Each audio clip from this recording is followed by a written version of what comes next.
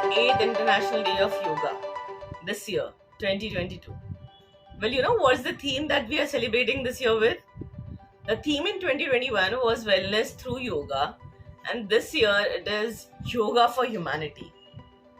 How and why Yoga for Humanity, and why am I talking about its relationship when I usually speak about stress, you might be wondering, isn't it? Well, hi, I, Dr. Tarul Zadav, a lucky daughter of doctors, a wife of a supportive husband, a mother of a 7-year-old son, a medical college teacher, and a consulting physician for more than a decade, and now turned stress resilience coach just for mothers to help them move from frustration to freedom so that they can break their generational traumas and live a happy, healthy, successful, and a stress resilient life by practicing yogic philosophy as well, so that they are able to have yoga for wellness and then wellness for humanity through yoga itself. Oh, so much lot, isn't it? Why am I speaking about wellness suddenly? Why am I speaking about yoga suddenly? Is what you might be wondering. Well, now tell me one thing. We all get stressed, isn't it? When we are stressed, we realize my head is aching, my back is aching, my knees hurting, my chest, my heart is beating too loudly. We feel so many things.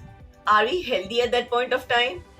You may say, well, everything is fine, it's just that I'm feeling a bit uneasy. What is health? Health is generally defined as a mental, physical, social, emotional, spiritual well being. Right? Well being. What's wellness? Have you ever thought about it? How well are you? You say, oh, I'm fine, I'm well, I'm good, I'm this, I'm that. That's a lie. Trust me, it's a lie. You know what's wellness? Wellness isn't something about just how good you look, how good you feel. It's got to be covering every aspect in your life. And what are those aspects? Well, wellness has got a lot to do with your physical, your emotional, your intellectual, your environmental, your occupational, and your spiritual aspects too.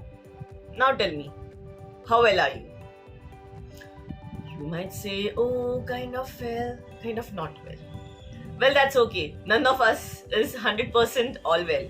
Even I am moving through that journey as of now, trying to be well and achieve my wellness also. Well, then, what is this that I'm speaking of suddenly today?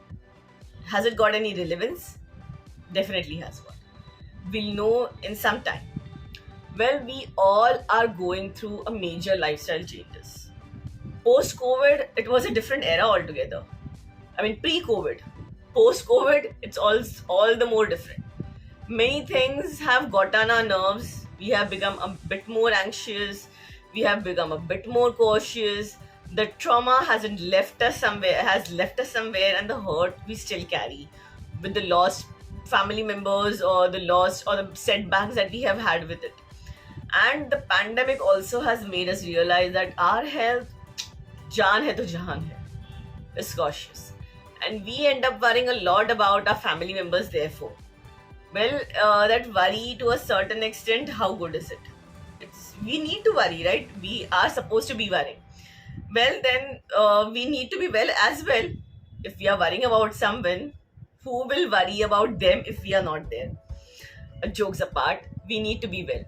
So this is all the more needed because we are going through changing times, we are going through stressful times, and therefore it is a need of the hour that so that the stress doesn't pull us down, the stress doesn't affect us much. We need to see to it that we as a person are well, and then the people around us are also equally well, in the best shape of their physical, mental, social, emotional, occupational, spiritual, environmental need as well. Big thing. Yes, big thing. Well, the post-COVID era or through the COVID pandemic that we saw was a major imbalance which has happened in our mental, social, spiritual, economical well-being. It affected us massively, everyone. Look out for yourself and people around. How many people were not affected? Tell me. Majority were affected by some or the other way. And that was the time when it was so much spoken about, practice yoga, practice yoga. And what were we all practicing? We were all practicing asanas, meditations and pranayamas. Well, that is what I can teach you. That is what many people can teach on the video. And that is what teachers do teach. And that is yoga. But is that yoga, or is that all yoga itself? No. That will definitely take care of us through some challenging times, will help us understand that we have to take responsibility of our health. We need to move through the phases by doing these particular set of asanas, doing this pranayama, and keeping our mind steady with the help of meditation. All said and done is good, no doubt about it. But that is not yoga itself. That is not enough of what yoga is spoken of. The real yoga, why they say is yoga for humanity, is the yoga that you do out of the mat. Strangely, you might be wondering, what is it now? Well, the yoga is an 8-limb, Ashtanga Yoga. The earlier limbs are not spoken about as much as are these limbs. Well, to begin with, I'll speak about only 2 things which I feel are very important for us to have firmly, for us to be firmly grounded in. What is it? Yoga emphasizes a lot on your yamas and niyamas. Oh, new terminologies, and what are they? Well, yamas are nothing but the social ethics that we need to be following.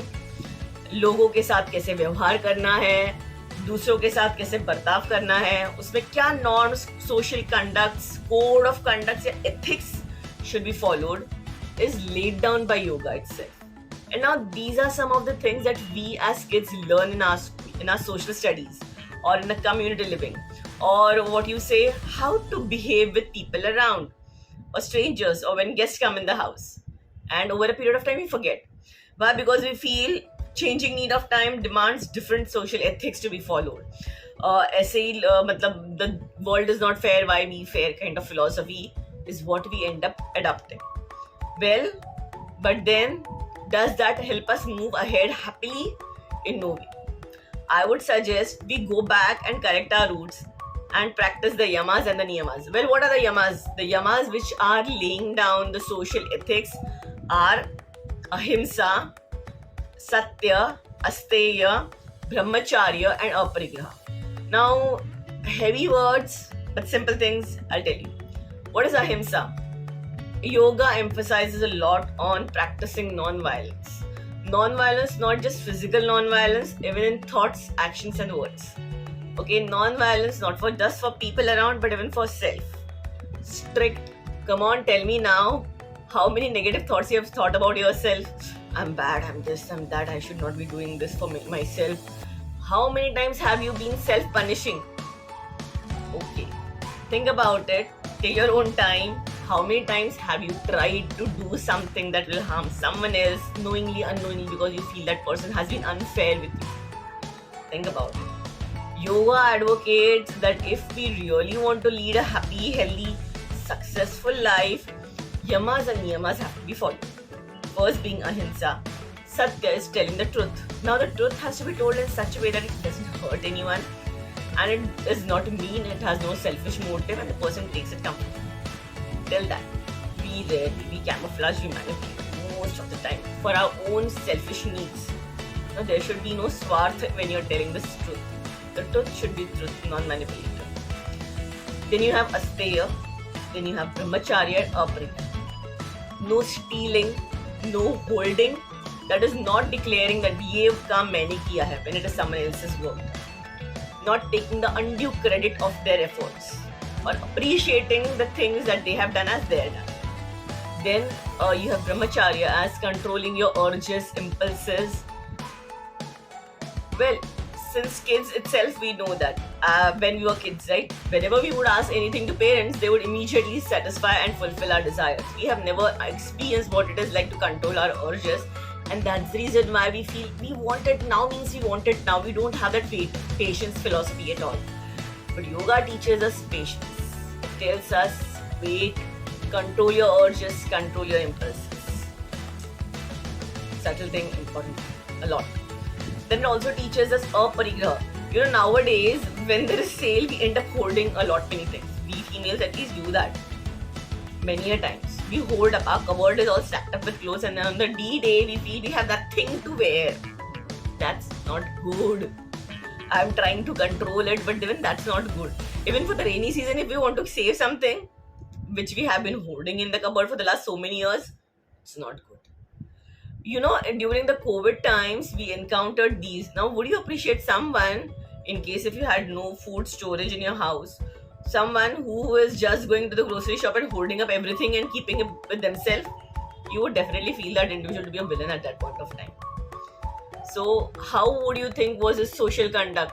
He never considered anything for anyone. He never thought about anyone's well-being, and he just kept everything to himself. Yoga says, don't do that. Social conduct. Think about someone else also. He might be hungry, she might be hungry, they might need food, the family might need food. Why hold? Have patience, वक्त आएगा तुम्हें भी मिल जाएगा. Right? Then it also talks about niyamas. We here spoke about social conduct, but then what about us? Who is going to control us and why? Well, to be healthy, happy is our own responsibility. So long as you're a kid, you may be some small, like 5-7 years, your parents would be telling you, "Bacha, haath dho le, wash your hands before eating, have a bath after you have had play, वगैरह वगैरह." But now, no one to control. Like you're grown up, हाथ धोए नहीं, आए नहीं, जूते ऐसे ही डाल दिए, and you just end up eating and anything. I mean, is the food clean? Is the food well cooked? It's not just physical cleanliness, it's about the mental cleanliness also. Be clean. Do you keep the environment around you clean? How clean is the surrounding? It's your responsibility, your lookout, your personal responsibility that you have to be taking in maintaining that cleanliness. Cleanliness is next to godliness. We heard this proverb so many times when we were in school. But how frequently do we feel the need to follow it? Not everyone does that. Well, time to think. It's niyama. We have to discipline ourselves as well if we want to be healthy in the long run. And not just cleanliness physical, cleanliness mental as well. Decluttering with the negative thoughts. Discarding the negative old beliefs or old chatters that we have been talking so frequently. Then it talks about santosh. Well, we spoke about aparigraha, about hoarding. Here it also speaks about santosha. Be happy, contented with what you have. What's in your plate. So don't look at someone else's plate and say, oh, he's got idli, he's got dhokla, I don't have those things. Be happy, na? Whatever is given to you. If samosa is given to you, eat samosa for that matter. How does it make a difference? You'll get something better at a later point of time. Be happy with what you have, santosh. That's what it speaks about. Then it speaks about tapa. Tapa is fortitude, meaning maintaining your integrity in testing times and having patience to go through the tough times also. Instead of just swaying and becoming impulsive that yeah, मेरे साथ ही क्यों हो रहा है, ये नाइंसाफी हो रही है, and all those things. Not fair. Tapa. It might initially feel as a testing phase, but then it helps you evolve as a better person altogether. Haven't you seen yourself during the school days or during the college days when that tough phase of study, you just were shutting yourself away from every distraction and focusing only on that thing? How quickly you were able to do those topics. Now, isn't it fair that exam तो हो गई, life में बाकी के challenges भी तो आ रहे हैं ना? So those challenges को face करने के लिए भी you have to maintain that fortitude, that tapa. Then swadhyay. We rarely take up a book to develop and nurture our own mind. Food for body is good. You have nourishing food. But food for mind is swadhyay with the help of discourses, books, or being in a company with the teachers who will give you good food for thoughts. Be with those people who will help you ignite your own self, become a better person. Ishwar Pranidhan. Rarely do we think about God at times. We do think out of selfish motives sometimes, but then having Him in mind on regular basis is a very nice thing, because there is power higher up over there who is guiding and dictating many things. Well, you know what I feel with this yamas and niyamas, not many people are very thorough in doing it. Not even, I mean, because for the only reason because they are not very frequently advocated as the yogic practices rampantly, right? But I guess this is the root. And when you have firm roots and firm foundation, any storm, any challenging times coming along, you'll be able to bear with it with fortitude, with faith in God, while you're nourishing your own mind, keeping away the negative chatter, keeping your own personal hygiene and code of conduct ethically, properly. Isn't it? And therefore, then when we move ahead for success and happiness, we will be maintaining ourselves on this path only, and then nothing will be swaying us. We will not have our mind just being dodged and tossed by things around. Now, isn't that going to be a very firm and good thing? I feel whenever you are going to grow, it's going to be much sturdier growth if your base is strong, if your foundation is rock solid. No adversity can challenge you at that point of time. That is what I firmly feel. And then, you know what the saddest thing is? The roots of any tree will determine the height at which the tree grows. The height, the longevity, and the calamities that it can withstand. Now, I feel, this is what I feel personally. The roots of yoga are these yamas and niyamas, which are not as glamorized as possibly the asanas, the pranayamas, and the meditation. They are the trunk, the branches, perhaps. But then you need to be understanding that for a better humanity, for a better society, you need to be also having these roots as foundation to strengthen not just yourself but people around. Well, when my son was small, I would be reading out stories to him about this oak tree and the reeds. Wherein when the storm came, the oak tree was very haughty, big one. He would laugh at the reeds कि क्या तुम ऐसे ही sway करते हो, कभी भी नीचे झुक जाते हो, आड़े टेढ़े हो जाते हो. Look at me, how firm I'm standing. But when the wind blew much harder, the reeds just bent down and the oak tree got uprooted completely. Uprooted and was blown away. But the reeds, then when the storm passed by, they came back to their normal size and shape. What does that teach us? That when there is a storm, it's best to get humble. It's best to have faith. It's best to withstand it, not with ego. Otherwise, many individuals in tough time, tough phases will end up saying, I know this. I don't want to know anything more about it. मुझे क्या होने वाला है? मुझे कुछ नहीं हो सकता है. Or some other excuse they will say, and perhaps they will not be able to withstand those calamities. We'll see some individuals who will at any single blow or change in environment or calamity will just take it as a jolt and just fade off, wither away. Maybe someone's death in the family, maybe someone's illness, someone's sickness, or maybe some job loss or some other issue, financial loss. They just break down. Now these are challenging times, tough times. And if people start blowing up, blowing out of proportion or breaking down like this, in your own family, do you think that kids will not see this? Even they will end up feeling the world is not a fair place to live in, and even they will learn these ways of reacting. Even the kids who see such challenging situations being faced like this by the family members will break down when they are going to face any kind of challenging and tough times. Now, do you think you would want your kids to face their future challenges like this by just breaking down, giving up, succumbing to it? Or do you want them to get up, rise above it and navigate through it? Well, if you would want your kids to navigate through it, I believe yoga needs to be practiced. Yogic lifestyle needs to be practiced. Yoga beyond the mat needs to be practiced.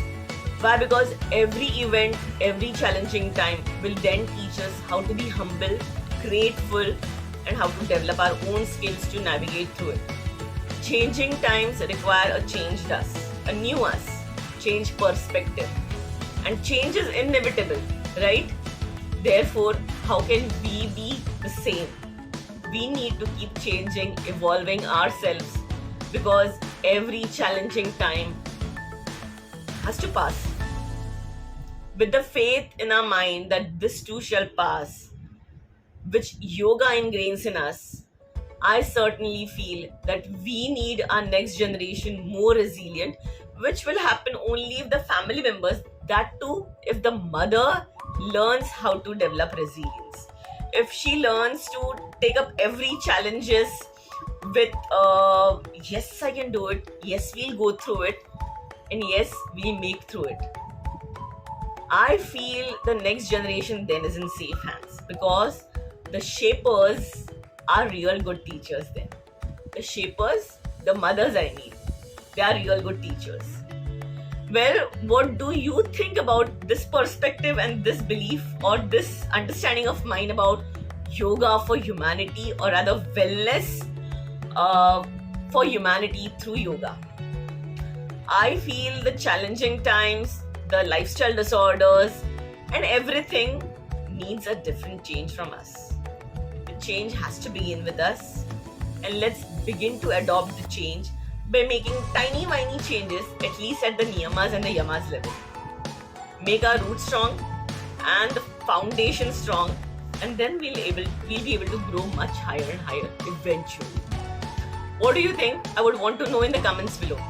Well, if you have liked this video, I would want you to like it, and I would want you to subscribe to my channel. And well, if you are a mother who feels stress and is still having difficulty in navigating through this, connect with me by clicking on the link below and get on a free one-to-one call with me. Or join my community on Facebook, Stress Resilient Community. It's just for mothers. I would love to connect with you and help you learn and develop those skills that will help you navigate through the tough times. What say? Well, till we meet again, stay happy, healthy and resilient. See you.